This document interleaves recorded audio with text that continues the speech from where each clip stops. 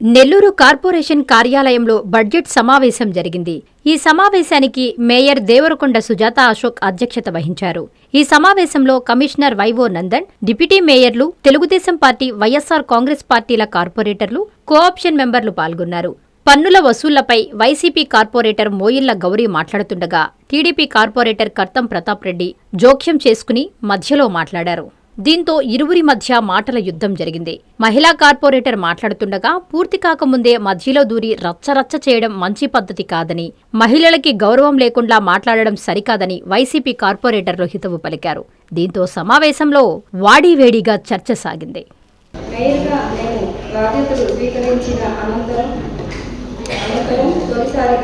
నిర్వహిస్తున్న బడ్జెట్ ప్రత్యేక సర్వసభ్య సమావేశానికి విచ్చేసిన వారందరికీ ప్రత్యేక అభినందనలు.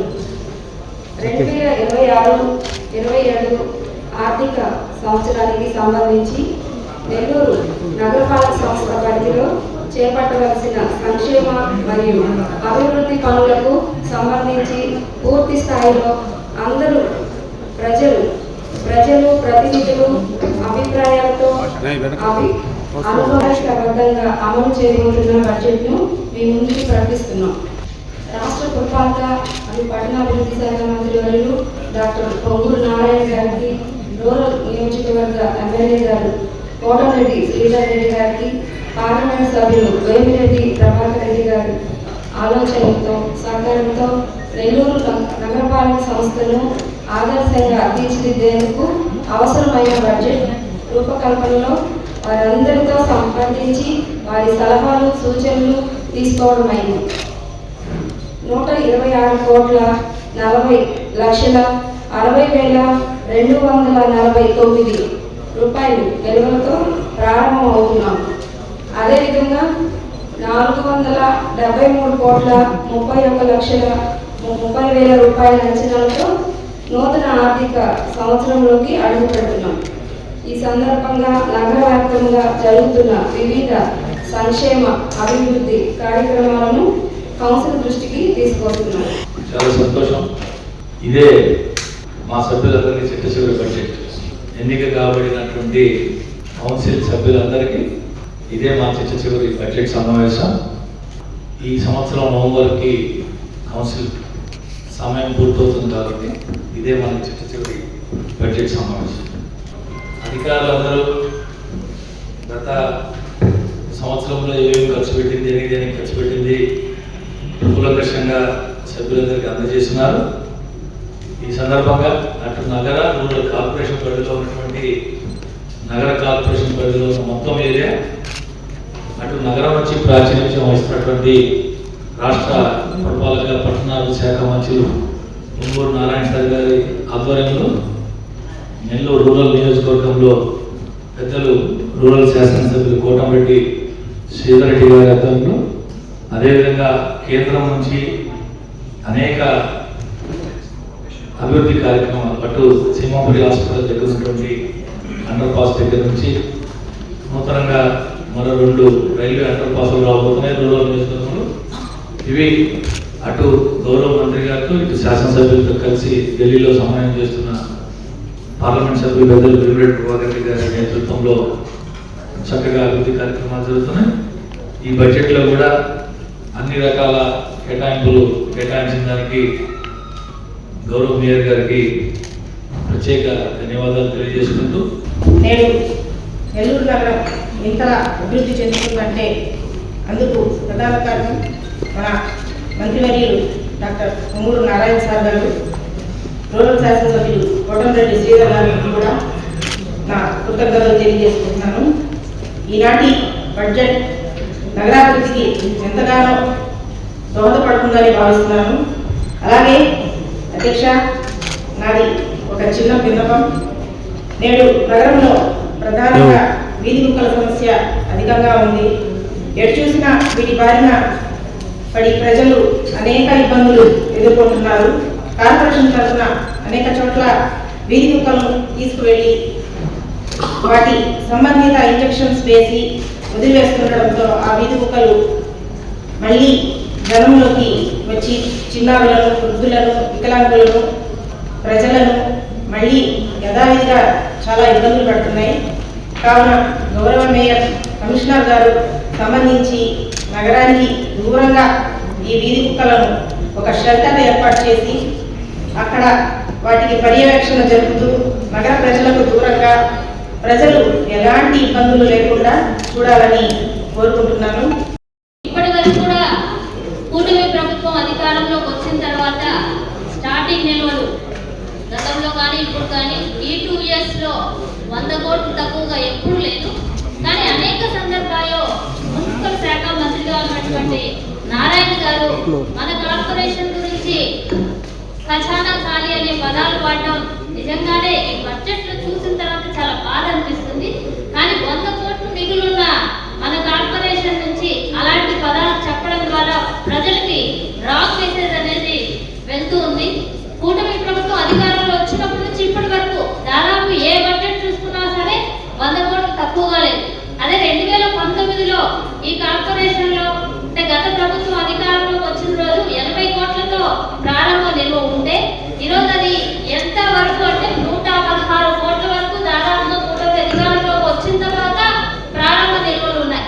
అయినా సరే ప్రతిసారి కూడా ప్రజలకు మనకు ఒక రాంగ్ మెసేజ్ వెళ్తున్నాం, ఖజానా కాలేదు.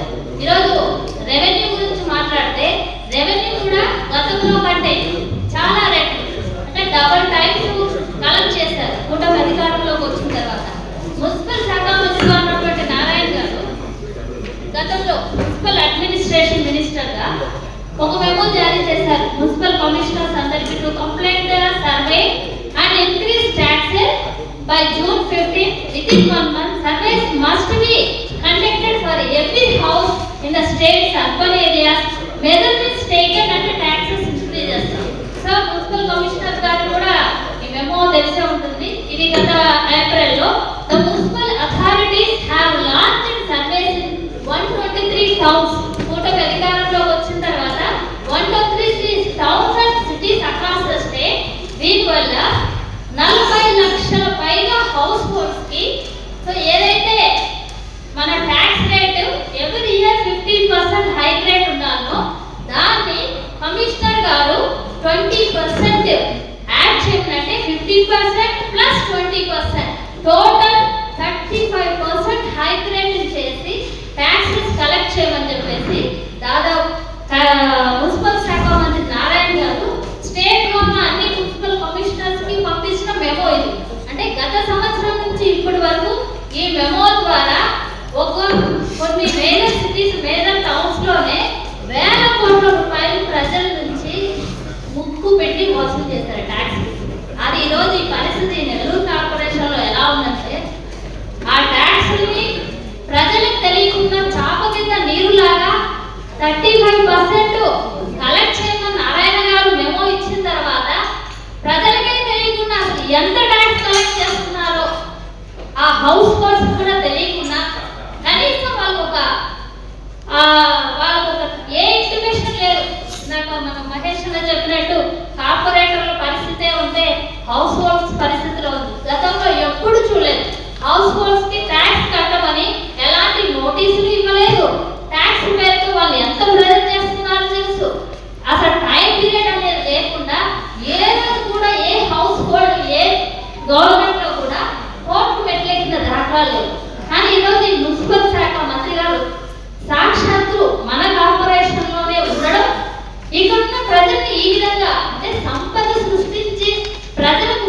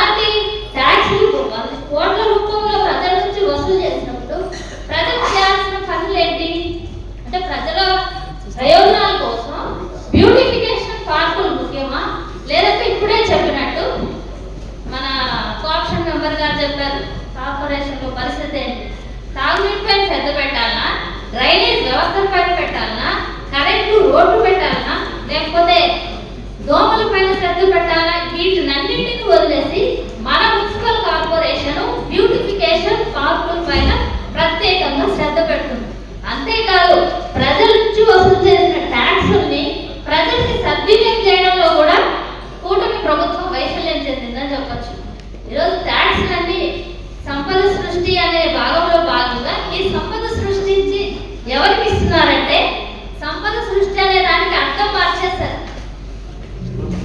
ప్రజల సొమ్ముని పక్షపాతి నాయకుడికి ఏ విధంగా వాళ్ళకి లబ్ధి చేకూరాలా అనే విధంగా ఈరోజు కార్పొరేషన్లో అందరు అధికారులు పనిచేస్తున్నారు. కోట్ల రూపాయలు ట్యాక్స్ ద్వారా ఈరోజు తీసుకొచ్చిన తర్వాత ఆ డబ్బులు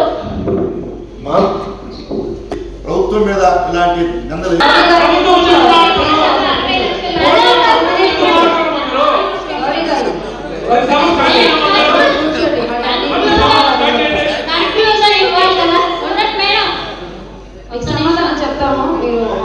మనమే గౌరవిస్తాం, మీరంటే మాకు అభిమానం ఉంది. కానీ మీరు ఏదో పేపర్ల కోసం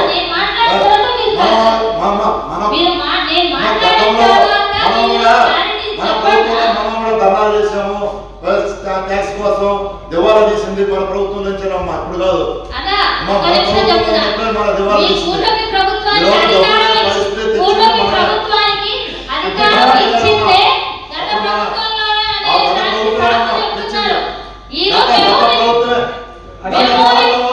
ఖాళీ ఇచ్చేసిపోతే ఇప్పుడు ప్రభుత్వం కష్టపడి ఈరోజు డెవలప్ చేస్తుంది. ఈరోజు మంత్రి గారు సిఎస్ఆర్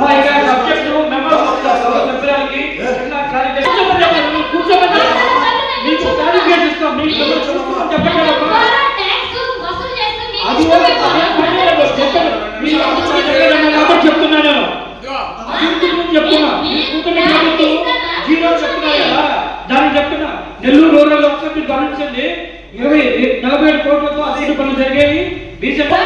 మీరు దయచేసి మీరు చెప్పండి, నేను మాట్లాడతాను. మాట్లాడాలి, మామూలు మాట్లాడాలి.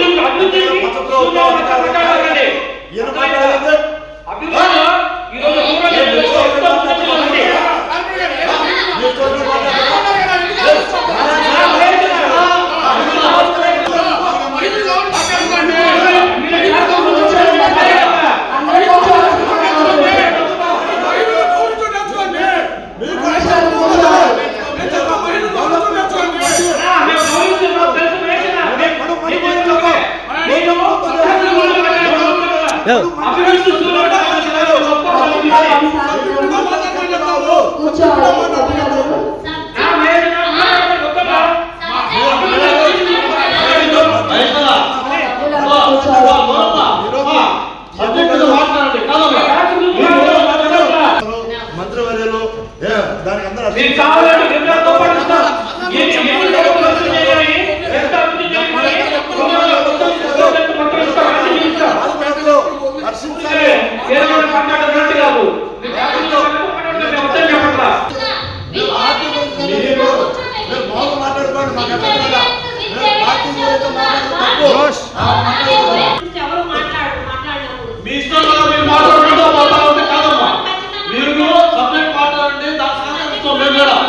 అంతేగాని మీ ఇష్టంలాగా మీరు ఏదో చరిత్ర చెప్పినట్టు చెప్తా ఉన్నారు. నారాయణ సార్ తెలియదు, నారాయణ సార్ తీసుకుని ఈ రోజు నెల్లూరు నగరం కానీ నెల్లూరు శాసనసభ రూరల్ శాసనసభ చెప్పండి ఏ విధంగా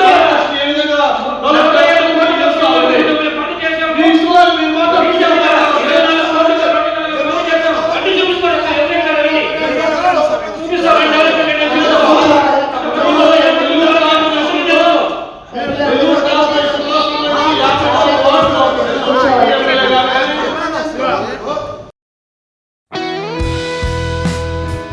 స్వాగతం సుస్వాగతం.